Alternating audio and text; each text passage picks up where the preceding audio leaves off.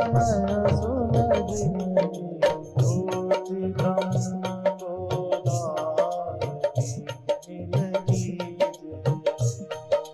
ज्योति ब्रह्म को। श्री राम जय जय राम।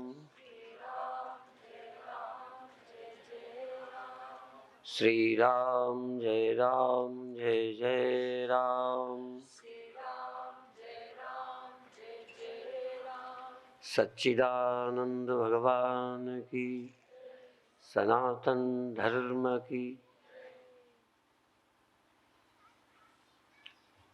साधना की बहुत पद्धतियों में एक पद्धति है जिसका नाम है लय चिंतन, अर्थात किसी उत्पन्न हुई वस्तु को पूर्वावस्था में लौटा लेना। जैसे एक मकान ईंटों से निर्मित हुआ, फिर उसके ईंटें निकाल लेना तो मकान खो जाएगा, ईंटें रह जाएंगे। ये अभी समझा रहा हूं लय चिंतन कैसे होता है। फिर ईंटों को मिटा देना। तो इस तरह जब हम वापस करेंगे तो जो मूल सत्य है वो रह जाएगा, जो पैदा नहीं हुआ। क्योंकि जो चीज पैदा हुई है तुम ना भी मिटाओ तो मिटेगी। सृष्टि का नियम है, उत्पन्न हुई वस्तु वापस लीन हो जाती है। इसलिए प्रकृति नष्ट करे उसके पहले साधना द्वारा उनके लय को हम उपलब्ध हो जाएं। जैसे अभी जग के जागृत में जगत में आ जाते हो, फिर स्वप्नों में पहुंच जाते हो, फिर गहरी नींद में चले जाते हो। अभी भी यह प्रतीति में आकर अप्रतीति में खो जाते हो। पर ये एक यंत्रवत जो प्रक्रिया है वह कारण तक ले जाती है, कारण के पार नहीं ले जाती। जैसे एक वृक्ष बीज से निकलता है और वृक्ष पुनः एक बीज को जन्म दे जाता है। कई पौधे बहुत बार बीज को जन्म देके नष्ट होते हैं, कई पौधे एक ही समय में बीज पैदा करके और वृक्ष नष्ट हो जाता है।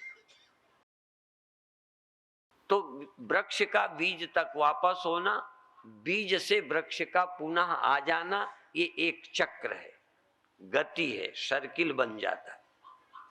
बीज से वृक्ष, वृक्ष से बीज। लेकिन बीज और वृक्ष दोनों मिट्टी तक नहीं पहुंचते। मिट्टी में पहुंचने में बीज रोक लेता है। बीज पुनः ही सृष्टि में लेके खड़ा कर देता है। फिर बीज पैदा होता है, बीज फिर सृष्टि में। अर्थात जब हम मरते हैं या सोते हैं उसके बाद पुनः इसी दुनिया में आ जाते हैं। जातस्य ध्रुवोर मृत्युर ध्रुवम जन्म मृतस्य च। मरा हुआ व्यक्ति जन्म लेगा ही लेगा, जन्मा व्यक्ति मरेगा ही। वृक्ष नष्ट होगा, बीज फिर वृक्ष पैदा कर देगा, एक नियम है। इसीलिए पुनरपि जननम पुनरपि मरणम पुनरपि जननी जठरे शयनम। कोई कहे हम नहीं मानते, एक व्यक्ति ये कह सकता है कि बीज वृक्ष फिर जन्म नहीं लेगा, हम नहीं मानते। हम नहीं मानते कि व्यक्ति फिर जन्मेगा। बहुत लोग पुनर्जन्म नहीं मानते। इसलिए मैं कहता हूं कि फिर ये जन्म कैसे हुआ। एक धान कहे कि मैं फिर नहीं जन्मूंगा, हम धान से पूछना चाहेंगे कि इस बार तुम क्यों जन्मे हो। एक वृक्ष या एक कोई पौधा इस बार क्यों जन्मा है। एक बार भी जन्मे हो तो क्यों जन्मे हो। आगे जन्म छोड़ो, पीछे की बात छोड़ दो, क्यों जन्मे हो यही बता दो। क्या बिना बीज का कोई वृक्ष बन जाता है? और बीज आया कहां से? यदि आप जन्मे हो तो इस जन्म का कारण क्या है? और यदि यह जन्म हुआ है तो वो कारण अभी नष्ट हो गया क्या? एक धान का पौधा किसी बीज से आया है, कोई मिट्टी से सीधा नहीं आया, ध्यान रखना। डायरेक्ट मिट्टी से एक भी धान को कोई उगा दे तो मैं उसको चैलेंज करता हूं, चुनौती देता हूं कि मिट्टी से वृक्ष को पैदा कर दे। इसलिए मिट्टी वृक्ष को जन्म नहीं देती, बीज ही वृक्ष को जन्म देता है। आश्रय मिट्टी का रहता है, सहारा मिट्टी का है, आधार आश्रय मिट्टी देती है, लेकिन जन्म मिट्टी से नहीं होता, जन्म बीज से होता है। तो यदि कोई ये कहे कि अब मैं नहीं जन्मूंगा, तो प्रश्न होगा कैसे नहीं जन्मोगे ये बताओ, अगला जन्म आपका क्यों नहीं होगा, कोई हेतु? यदि यह जन्म हुआ है तो अगला क्यों नहीं होगा? केवल जबरजेली जिद्द करोगे, हम नहीं मानते, तुम्हारे न मानने से क्या फर्क पड़ेगा? लोग तो ये भी नहीं मानते हैं कि हमारा बुढ़ापा आएगा, लोग तो ये भी नहीं मानते हैं कि हमें रोग आएंगे, लोग तो ये भी नहीं मानते हम मनमानी करेंगे पर हम दुखी हो जाएंगे, नहीं मानते पर हो जाते हैं। तुम्हारे मानने पर क्या निर्भर है?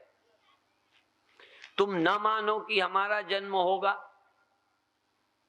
हम पूछेंगे इस बार क्यों हो गया है, तुमने राय ली थी तुमसे, इस बार क्यों हो गया है? यदि इस बार हो गया है तो अगले बार क्यों नहीं होगा, यही बताओ। आखिर तुम्हारा शरीर था नहीं तो कैसे आ गया? वृक्ष था नहीं, ये बीज में से कैसे निकल आया? तो यदि गहराई से देखोगे कि यह बीज भी किसी वृक्ष के से आया है, जो इस बार बीज है किसी वृक्ष से आया है, और वो वृक्ष भी पहला नहीं था, वह वृक्ष भी किसी बीज से आया है, बीज किसी वृक्ष से आया है। ये पहला पहला पेड़ होता तो प्रश्न कर देते ये पहला पहला पेड़ है, कोई पेड़ पहला नहीं है। यह पेड़ जो तुम्हें नजर आता है ये बीज से आया है, बीज भी पहले किसी वृक्ष से आया है, एक लंबी परंपरा है। किसी शरीर से तुम यूं ही नहीं आ गए हो, इसलिए जन्म का जब तक कारण निवृत्त नहीं हो जाएगा, जन्म का कारण, तब तक जन्म तुम्हारी जिद्द से रुकने वाला नहीं है। बहुत लोग कहते हैं हम बूढ़े नहीं होंगे, पूरी जोर लगाए हैं, आप तो नहीं लगाए जोर। हमको एक आदमी यही बताए कि हम बुढ़ापा रोकने में नहीं लगे, तो तुम्हारे रोकने से रुक गया क्या? यदि हमारे रुकने से रुकता तो न एक झुर्रियां पड़ने देते, न बाल सफेद होने देते, होने पर भी खिजाब लगा के पूरी ताकत से काले करते हैं, फिर भी भीतर से सफेद निकल आते हैं चावल से। उस प्रकृति की प्रक्रिया को कोई तुमने शुरू किया है, इसलिए तुम रोक सकते हो, तुम नहीं मानते हो। कई लोग नहीं मानते अगला जन्म, पर ऐसा कोई मजहब धरती पर अभी नहीं है जो विश्वास न करता हो।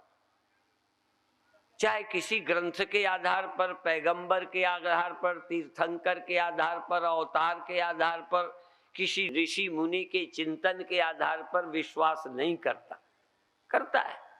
ऐसा कोई धर्म धरती पर नहीं है जो विश्वास नहीं करता, पर विश्वास के भी कोई आधार चाहिए। विश्वास तो हम लोग ये भी करते हैं कि वो तो पाप करके फंसा, मैं नहीं फंसूंगा। हर चोर सोचता है कि उसने चोरी के तरीके में कोई त्रुटि की है, इसलिए पकड़ा गया है, मैं बुद्धिमान हूं, मैं पकड़ में नहीं आऊंगा। खूब सोचता है। यदि वो पक्का कर ले कि पकड़ा जाऊंगा तो जाता ही नहीं।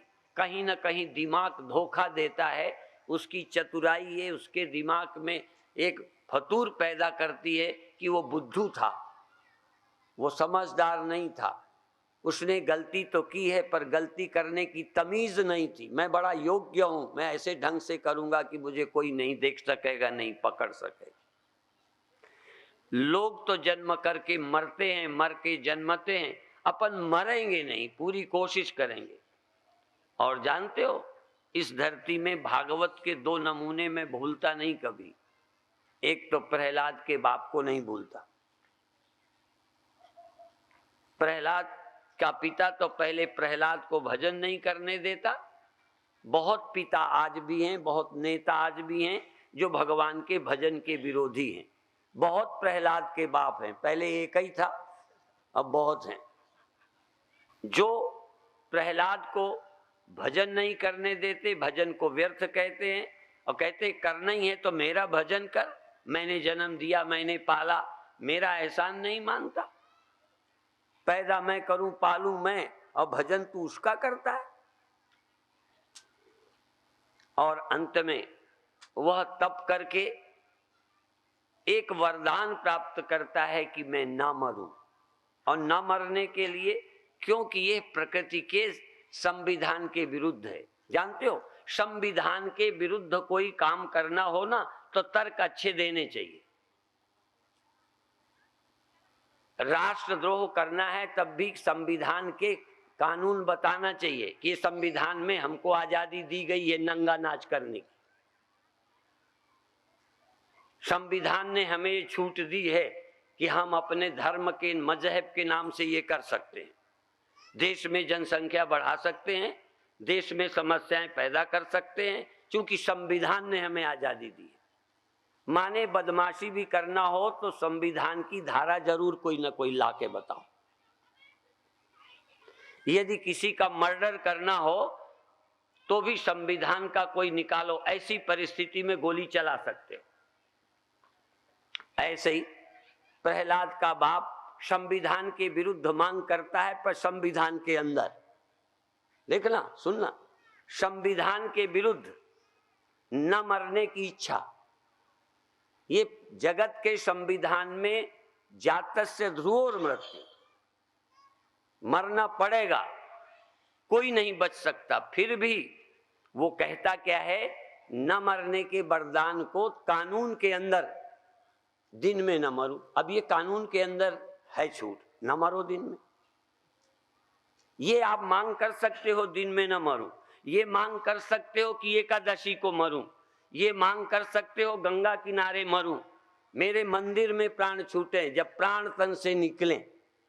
माने यह मांग जायज है, ये संविधान के विपरीत नहीं है।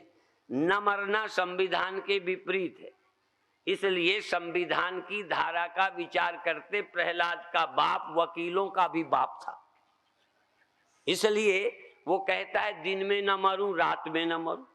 अब इसमें कौन ना करेगा भाई, ना मरो दिन में, रात में नहीं मरो, तो फिर बाहर न मरूं भीतर न मरूं। माने शब्द ऐसे चालाकी के हैं कि लगता है संविधान के अंदर है, पर मांग संविधान के विपरीत है। इसको कहते हैं वकालत। दिन में न मरूं रात में न मरूं, घर में न मरूं बाहर न मरूं, जमीन में न मरूं आसमान में न मरूं। माने वो दिमाग लगाकर सिद्ध करना चाहता है मैं कभी न मरूं। मांग संविधान के विपरीत है, प्रकृति के ला के विपरीत है, पर मांग प्रकृति के विधान के अंदर कर रहा है कि हाँ बिल्कुल ठीक है। जैसे कई देश के लोग देश के द्रोह, देश को नुकसान पहुंचाने वाली मांगे करते हैं, पर करते हैं भारत के संविधान के अंदर। इसीलिए फिर हम लोग कहते हैं संविधान बदल दो जिसका लोग दुरुपयोग करते हो। अब वो कहता है दिन में न मरूं रात में न मरूं, बाहर न मरूं भीतर न मरूं, आदमी से न मरूं जानवर से न मरूं, अस्त्र से न मरूं शस्त्र से न मरूं। उसने पूरा दिमाग लगाया कि इतना वरदान मिलने के बाद मरूंगा ही नहीं, मांग लिया और ये कह भी दिया गया एवं मस्तु, जितनी मांग की है सब पूरी की जाएगी। तो भगवान भी बड़े खिलाड़ी हैं, देहरी में बैठा लिया, देहरी में द्वार पर, कहें भीतर हो कि बाहर, कहता है ना भीतर ना बाहर। कहें ये जगह ठीक है ना, ये तो वरदान के विपरीत नहीं है, वरदान झूठा नहीं होगा, वरदान तो पूरा ही करेंगे, कह दिया है भीतर बाहर नहीं। गोद में ले लिया, जमीन में हो कि आसमान में, कहें गोद में, न जमीन में भी नहीं हो आसमान में भी नहीं हो, गोद में हो। फिर पंजे दिखाए, ये अस्त्र हैं कि शस्त्र। वो सोचे होगा अस्त्र शस्त्र से ही मरते हैं, ये नहीं जानते थे नाखून से भी मर सकते हैं। नाखून दिखाया, अर्थात शरीर से बचना असंभव है। भगवान कृष्ण अर्जुन को कहते हैं न हन्यते हन्यमाने शरीरे, शरीर नहीं मारा जाएगा ये मैं भी नहीं कर सकता। शरीर के बचाने का अधिकार मुझे भी नहीं है, मैं भगवान, पर शरीर को मैं नहीं। जिस मिट्टी से ढेला बना है उस ढेले के मिटने को मिट्टी भी नहीं बचा सकती। परमात्मा भी तुम्हें सुरक्षित नहीं रख सकता। इसलिए पहला एक बेवकूफ था प्रहलाद का पिता, जिसने न मरने के लिए इतना दिमाग लगाया। यदि इतना दिमाग कथा सुनने में लगाता तो मृत्यु से पार हो गया होता। अर्थात देह का लय चिंतन, फिर वही करो। मकान नहीं रहेगा, ईंटें नहीं रहेंगे, ढेले नहीं रहेंगे, कण मिट जाएंगे, पर फिर भी रहेगा। जो है कभी नहीं मरेगा, जो है वो नहीं मरेगा। है ने जो रूप बनाए हैं वो मिटेंगे, है ने जो जो रूप बनाए हैं वो मिटेंगे। है कभी पैदा नहीं होता, है कभी समाप्त नहीं होता। है शब्द जानते हो? जो है, जिसको तुम है देखते हो, तुम ईंटे को है देखते हो, वो है नहीं, है तो मिट्टी। तो जिसे तुम है देखते हो वो रहेगा नहीं। जो है तुम्हारे ध्यान में नहीं है वो कभी समाप्त नहीं होता। इसलिए उसकी खोज करो जो है। जो तुम्हें दिखता है, जो दिखता है वो है नहीं। यदि दिखने वाला ही सत्य होता तो फिर ये रहता।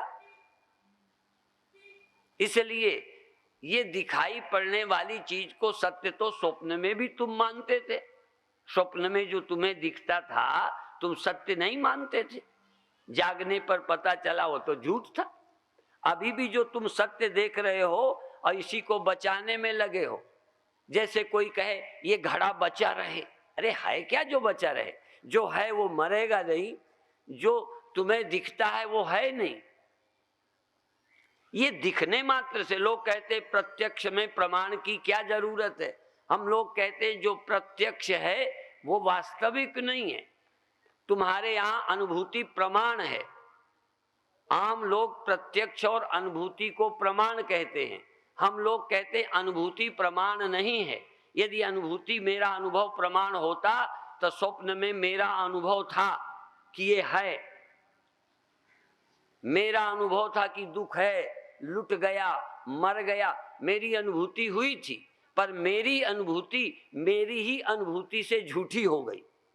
मैंने अपना और किसी के अनुभव को नहीं काटा, और किसी के अनुभव को नहीं काटना। मेरा ही अनुभव मेरे अनुभव से झूठा हो गया।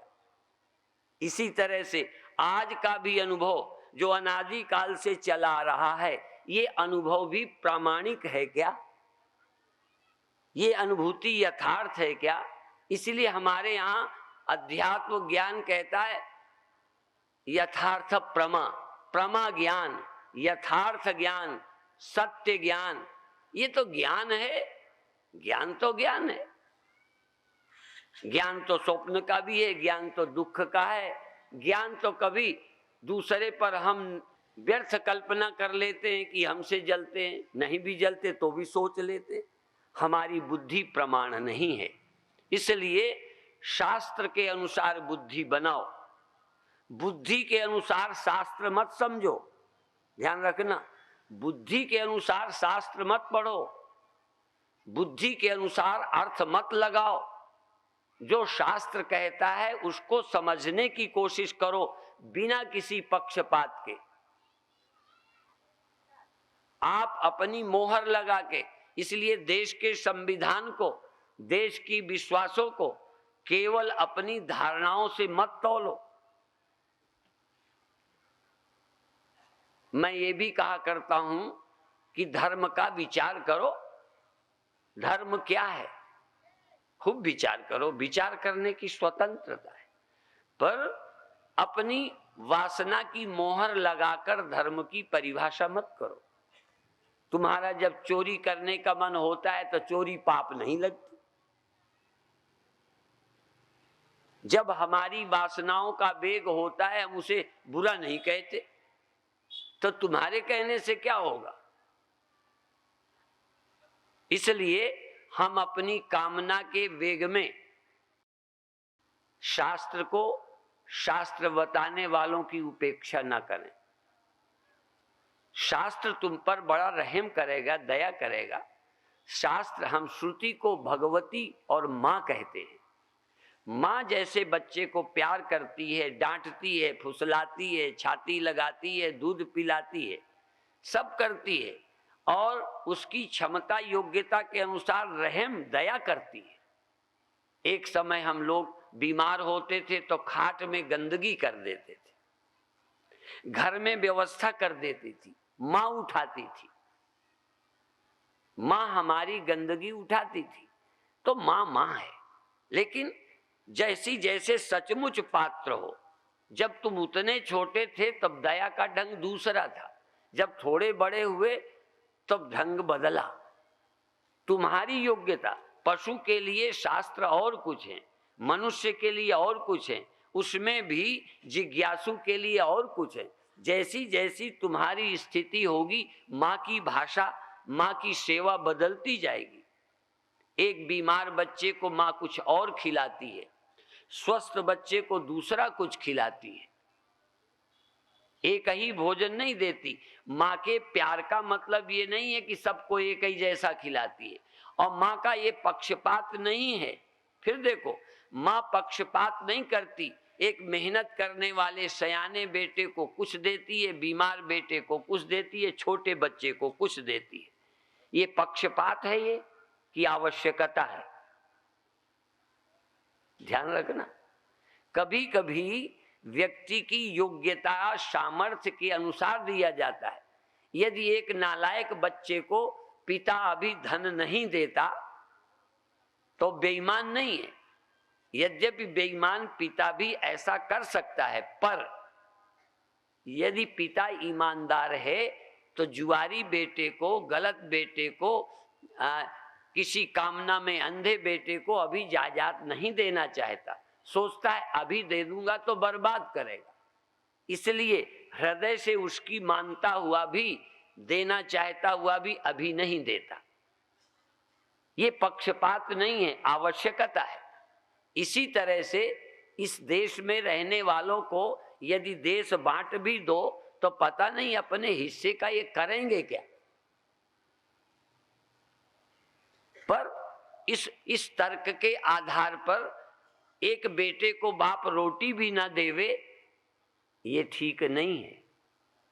इतना हक है उसे, तुमने जन्म दिया है, इसलिए उसके जीवन की रक्षा की, उसके स्वास्थ्य की, उसके भविष्य की चिंता बाप को करनी चाहिए। तुम्हें भी मैं कहता हूं, तुमने जिनको जन्म दिया है, रोटी देना, पढ़ाई करना, योग्य बनाना तो तुम्हारा कर्तव्य ही है। उसको दुख से मुक्त होने का मार्ग दिखाना ये भी तुम्हारा कर्तव्य है। पैदा करके छोड़ ही दो।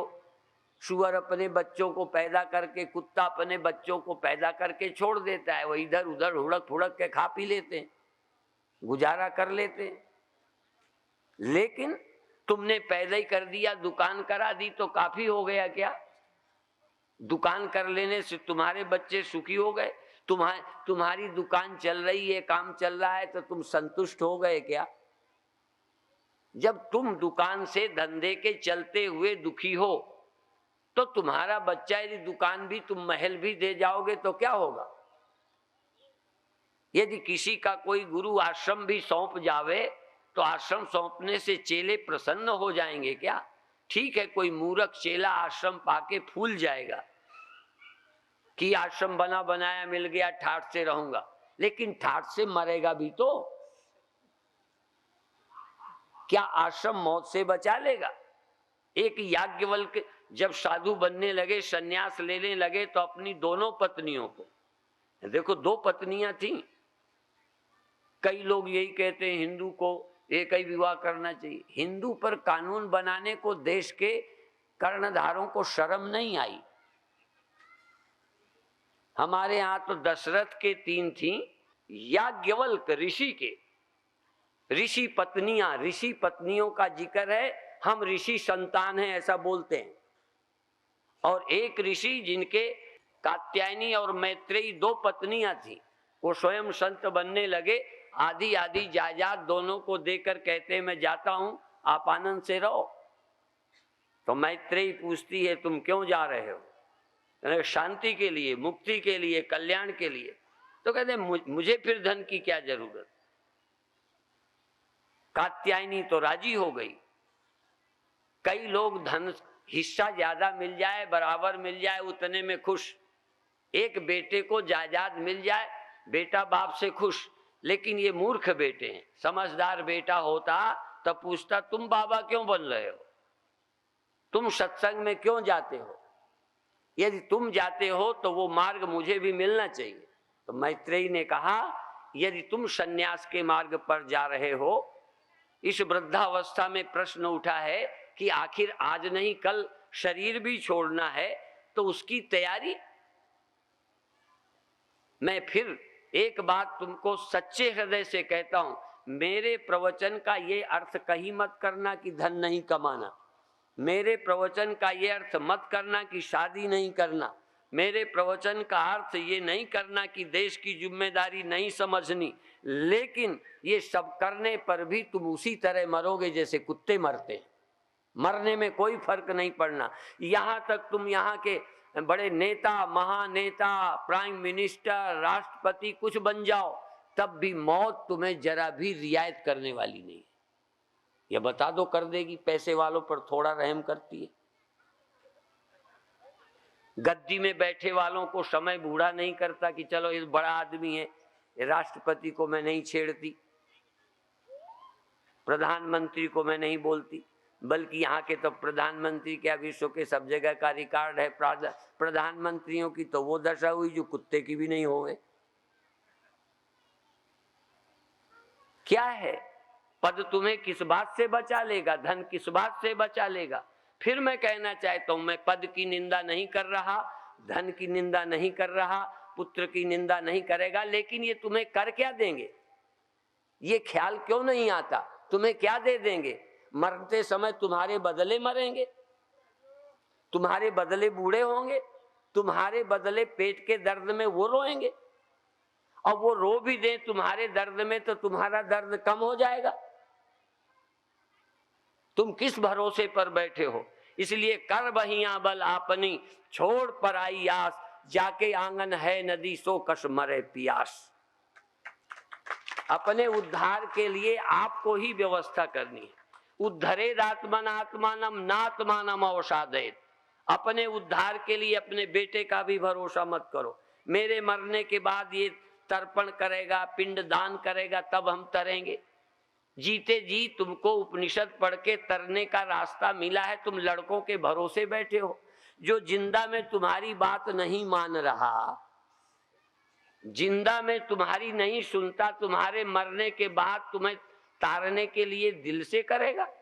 जरूर बिगाड़ टाल देगा, पंडितों को बुला के थोड़े से रुपया में इतनी संपत्ति लेगा तो चलो थोड़े लगा देगा बस। तुम लड़कों के उस कर्म पर भरोसा करते हो कि तुम्हें तारेगा। जिस बुद्धि का आज भरोसा करना चाहिए, जिस कथा का आज भरोसा करके धन्य होना चाहिए, ये इससे बड़ा भ्रम क्या होगा। मैं देखो तुमको नहीं कहता, अपने को सोचता हूं, मेरे न रहने के बाद मेरे चेले मेरे धन का, आश्रम का क्या करेंगे, क्या करेंगे। ये कितनी गलत फहमी है। इसलिए मैं एक बात कहना चाहता हूं कि पहले तो सत्य तक पहुंचने के लिए लय चिंतन करो।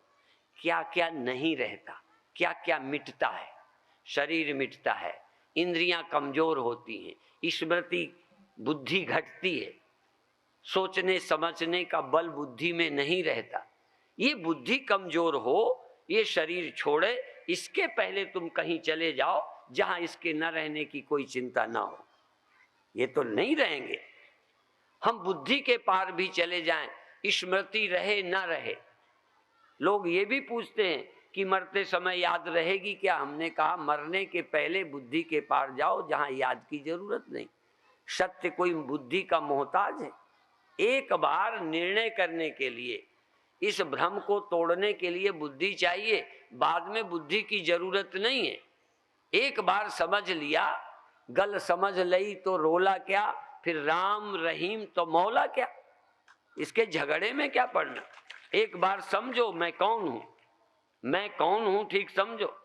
महर्षि रमन एकांत में रहकर इस साधना का अनुभव किया, मैं कौन हूं, इसको खोजा, मैं कौन हूं, बस।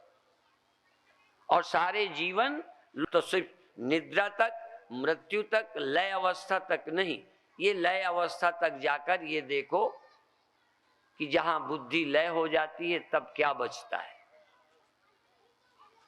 इस बुद्धि के पार लय तक नहीं, बीज ऐसे तो आएंगे ही आएंगे। जो ज्ञान को प्राप्त करके बीज को दग्ध करके मिट्टी में जाएगा, बीज को भूनकर छिलका उतार कर जो मिट्टी में चावल जाता है वो धान बन करके नहीं लौटता, ध्यान रखना, बाकी लौटेगा। इस तरह से जब तक हम एक कोशों में बंधे हैं,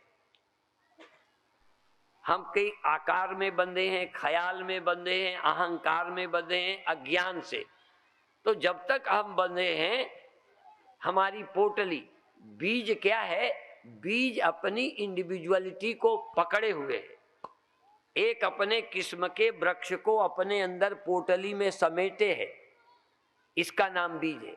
वो पोटली टूट जाए तो फिर वो मिट्टी में मिल जाएगा। हम इंडिविजुअल हैं, हम व्यक्ति हैं, जागते हैं, स्वप्न देखते हैं, व्यक्ति हैं, सो जाते हैं तो हम हैं तो व्यक्ति, पर व्यक्ति मालूम नहीं पड़ते। जैसे बीज में वृक्ष मालूम नहीं पड़ता, ऐसे ही नींद में और मृत्यु में हमारी इंडिविजुअलिटी, पर्सन, जो हमारी अपनी वैयक्तिकता है वो सोई रहती है। माने बीज में वृक्ष की जाति सोई विद्यमान है, समाप्त नहीं है। ऐसे ही नींद में और मृत्यु में हमारी वैयक्तिकता मृत्यु में, निद्रा में लीन है। जागेंगे फिर हम उसी तरह के निकल आएंगे। डॉक्टर सोता है तो सुबह डॉक्टर जगता है, मास्टर सोता है तो मास्टर जगता है, स्त्री या पुरुष साधु सोता है तो सुबह वही निकलता है। इसका मतलब सोने में तुम बिल्कुल खत्म नहीं हुए, ज्यों के त्यों अंदर बंद थे। बीज में से वृक्ष उसी जाति का क्यों निकला? क्योंकि उसी जाति का बीज में वृक्ष सोया पड़ा था। यदि बीज में वृक्ष सोया ना होता तो निकलता नहीं। सोया जैसे जग जाता है, अंकुरित हो जाता है, ऐसे ही तुम सोए थे फिर आप जग गए, निकल आए। मरे थे, जन्म ले लिया। मरने और सोने में फर्क क्या है? इतना ही फर्क है कि एक बल्ब फ्यूज हो गया है, एक बल्ब ऑफ कर दिया गया है। ऑफ कर देने वाला उसी बल्ब में जग जाता है, फ्यूज हुआ दूसरा बल्ब लगाए तब जगता है। एक में तुम्हारा शरीर चेंज होगा तब आओगे, एक में इसी शरीर में सो के फिर आ जाते हो। एक को सोना कहते हो, एक को मरना कहते हो। मैं सोने को थोड़ी देर की मौत कहता हूं, मौत को बहुत लंबी नींद कहता हूं, इससे ज्यादा कुछ नहीं। असल में तो मरता है तो केवल ज्ञानी मरता है, बाकी तो मरने का नाटक करते हैं। सचमुच तुम मरते मरते कहाँ हो, फिर आ जाते हो। जैसे मैच होता है, नाटक होते हैं, अभी मैच हो रहा है, मर गए, आउट हो गए माने खेल से आउट माने मर गए, यहां से भी आउट हो गए, बाप आउट हो गया, बाबा आउट हो गया, फिर आ जाएंगे अगले मैच में। खेल के समय मर जाते हैं और तुरंत ही फिर जी उठते हैं, फिर खेलने लगते हैं।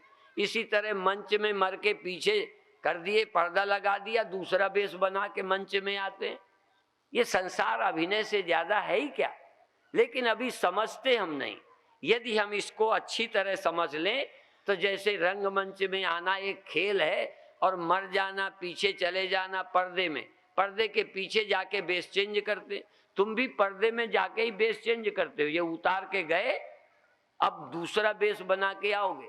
और यहाँ तो कई बार देखने वाले नहीं पहचानते, बदल के वही बेस बदल के आ जाता है। यहाँ तो तुम खुद ही भूल जाते हो जब बदल के आते हो। आप ही को होश नहीं रहता कि पहले हम क्या बने थे। यही सृष्टि का रहस्य है कि किसी को याद नहीं रहता।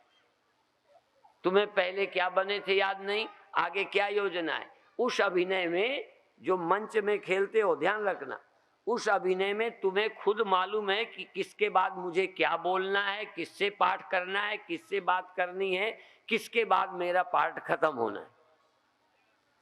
अभिनय करने वाले को खुद भी आगे का अभिनय मालूम रहता है।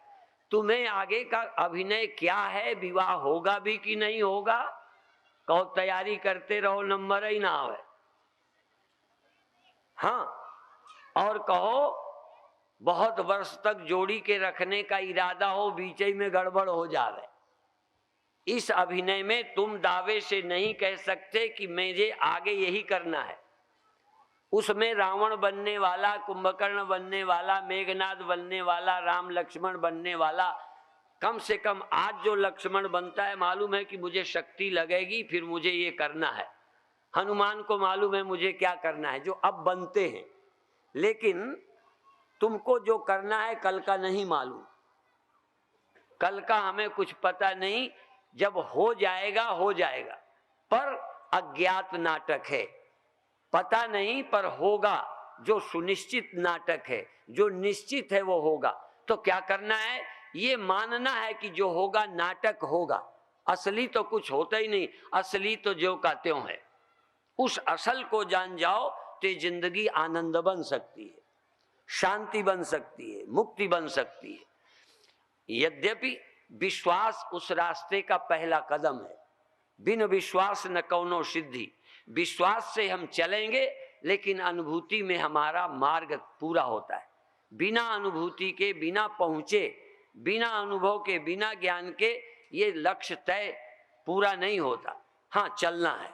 इसलिए हम सब मनुष्य हैं, विश्वास के साथ चलेंगे। विश्वास करेंगे, पढ़ेंगे, लिखेंगे, ध्यान करेंगे, समाधि लगाएंगे। और बताएं, एक बात आज पूछनी है। बुद्ध उसी तरह, महावीर उसी तरह, और योगी संत महात्मा उसी तरह शरीर था, बूढ़े हुए गए। लेकिन यदि वो नहीं मरे तो बताओ क्यों? क्यों नहीं मरे? न मरना क्या चीज है, और तुम क्यों मरोगे? कहीं ना कहीं और सब कुछ एक ही है, अनुभव का फर्क है। सिर्फ हमारे और उनके अनुभव का फर्क है। नहीं तो जन्म वैसे ही पेट से हुए, वैसे ही बढ़े, वैसे ही खाया, वैसे ही पिए। या यूं मान लो, सपोज अभी इतना ही मान लो कि मान लो मैं शरीर छूटने पर मृत्यु को, दुख को प्राप्त नहीं हूंगा। मान लो, तो क्यों नहीं हूंगा? तुम्हारी तरह शरीर बूढ़ा हो रहा है। आखिर मुझे मृत्यु का भय क्यों नहीं? जरूर कोई अनुभव मेरे पास है। तुम्हारे पास दो जगत है, एक जागृत का, एक स्वप्न का। तुम झूठ नहीं बोलना, सच सच बोल देना। स्वप्न में भी सब कुछ होता है, अच्छा बुरा, हानि लाभ, लड़ाई झगड़ा, मार पीट, पास फेल, सब होता है स्वप्न में। जागृत में भी हो रहा है। तो तुम स्वप्न के दुखों को हटाने के लिए कितनी साधना कर रहे हो? स्वप्न की समस्या हल करने के लिए कितने अनुष्ठान किए? स्वप्न से, स्वप्न बुरा लगता है, पर कौन जागा आदमी स्वप्नों की परवाह कर रहा है? तो फर्क है। हमारे पास दो नमूने हैं, एक ये जगत, एक स्वप्न। पर इस जगत के अलावा और सत्य होने का हमारे पास कोई नमूना नहीं है।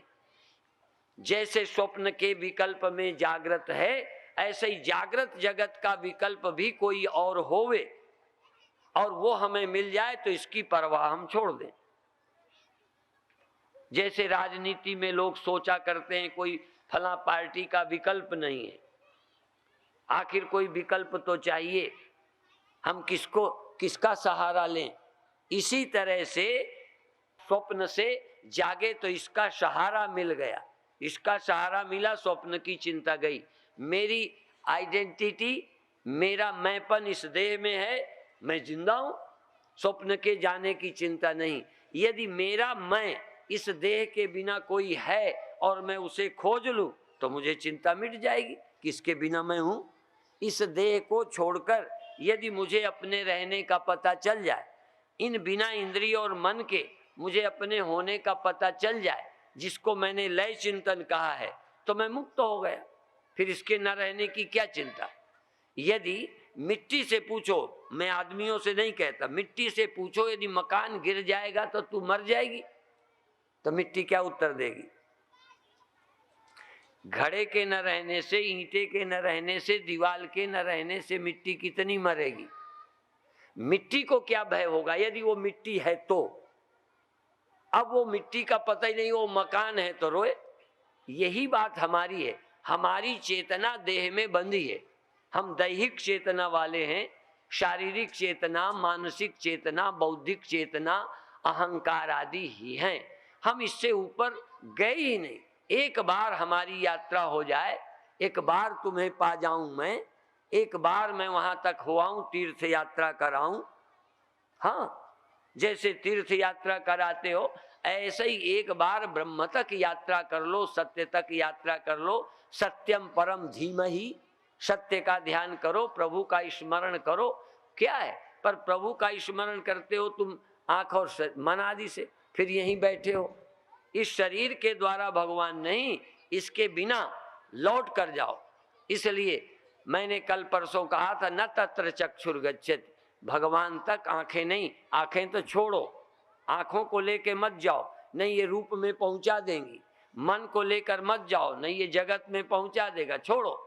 न तत्र चक्षुर गच्छति न वाग गच्छति न मनो न विद्मो न विजानीमो, छोड़ते जाओ। और अंत में प्रतिबोध विदित।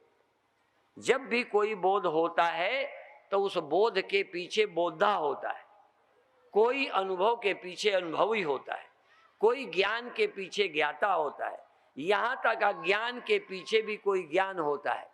इसीलिए जानते हो, गोस्वामी जी एक जगह चैलेंज करते हैं, ज्ञान कहे अज्ञान बिन, तम बिन कहे प्रकाश, निर्गुण कहे सगुण बिन, सो गुरु तुलसीदास। अर्थात अज्ञान ज्ञान का जोड़ा है। यदि अज्ञान है तो ज्ञान है, ज्ञान है तो अज्ञान है। इसलिए जब अज्ञान होगा तो तुम अज्ञानी मान लेते हो।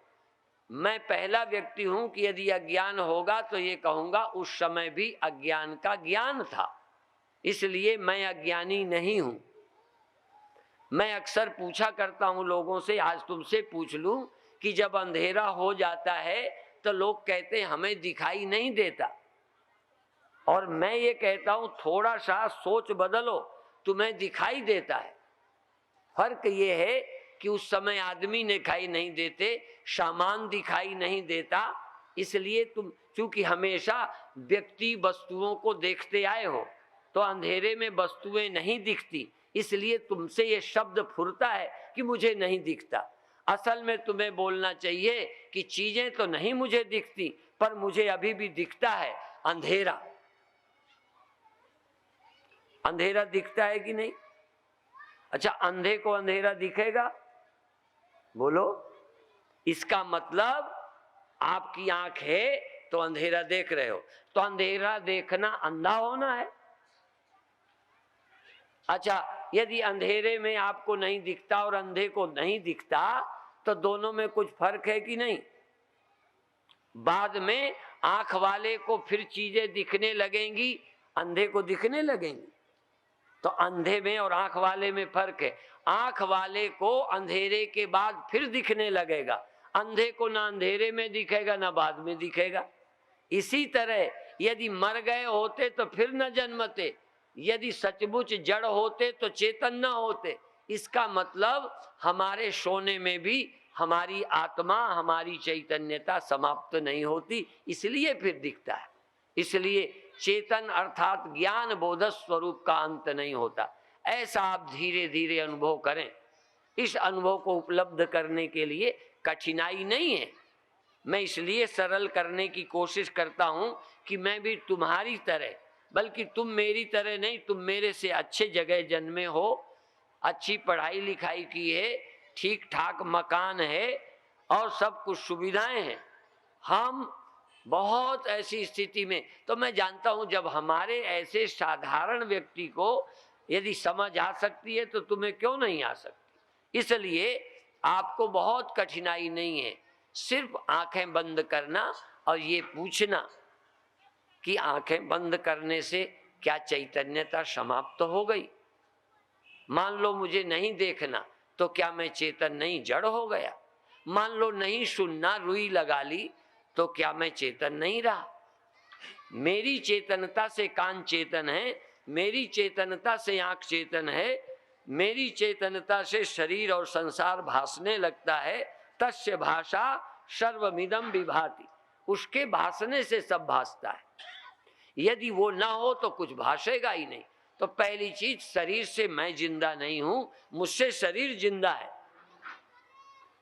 ध्यान रखो, आग से लोहा गर्म होकर जलाता है। लोहा यदि किसी को जला दे, वो गर्मी लोहे की नहीं, आग की है। यदि शरीर से, इंद्रियों से कोई ज्ञान हो रहा है तो ज्ञाता अब भी शरीर नहीं है, ज्ञाता इंद्रियां नहीं है, ज्ञाता मन बुद्धि है। और मन बुद्धि भी सचमुच ज्ञाता नहीं है, भ्रम है। क्षेत्रज्ञम चाप इमाम विद्धि सर्व क्षेत्रेषु भारत, ये बुद्धि भी ज्ञाता नहीं है। चेतन की सत्ता लेके बुद्धि चेतनवत होकर, अंतःकरण चैतन्यवत होकर जानने वाला बन गया।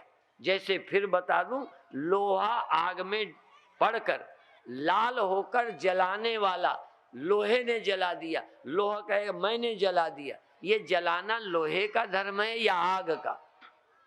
इसी तरह ये ज्ञातापन अहंकार का नहीं है, ज्ञातापन बुद्धि का नहीं है, ज्ञातापन मन का नहीं है, मुझे चैतन्य स्वरूप आत्मा का है, पर मुझे पता नहीं। जिस दिन मैं ये जान जाऊंगा, उस समय उसके अलावा कोई ज्ञाता नहीं, विज्ञाता नहीं।